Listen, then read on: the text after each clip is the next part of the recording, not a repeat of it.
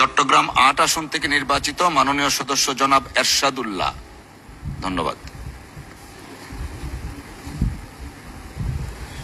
বিসমিল্লাহির রহমানির রহিম। ধন্যবাদ মাননীয় স্পিকার।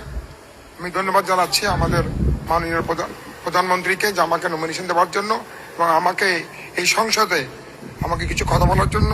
আমি বলতে চাচ্ছি আমাদের বিশেষ করে চট্টগ্রাম ৮-এ যে কালুঘাট ব্রিজটি রয়েছে, সেই কালুঘাট ব্রিজটি 1930 সালে স্থাপিত হয়েছে, সে ব্রিটিশ আমল।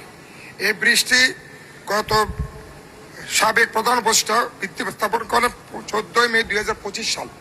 এই ব্রিজে প্রতিবার কয়েকটা অ্যাক্সিডেন্ট হয়েছে, কয়েকজন লোক মারা গিয়েছেন এবং এই ব্রিজ না হওয়ার কারণে বোয়ালখালীবাসীর বিরাট একটা সমস্যার সৃষ্টি হয়েছে।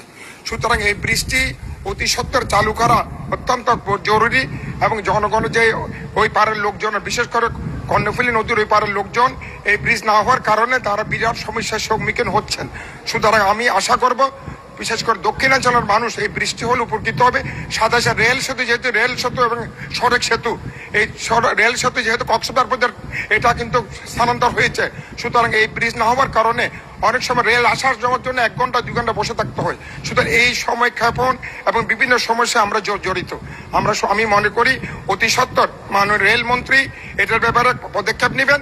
যেহেতু অলরেডি এক্সিম ব্যাংক, কোরিয়ার এক্সিম ব্যাংক এটা কিন্তু টাকা টাকা যোগান দিচ্ছেন এবং এখনো পর্যন্ত কিন্তু গত 2 বছর হয়ে যাচ্ছে এই ব্রিজটা এখন পর্যন্ত কাজ শুরু হচ্ছে না। সুতরাং অতি জরুরি ভিত্তিতে এই কাজটি শুরু করা আমি মনে করি জনগুরুত্ব কাজ বলে মনে করি। ধন্যবাদ মাননীয় স্পিকার। ধন্যবাদ। সিরাজগঞ্জ 4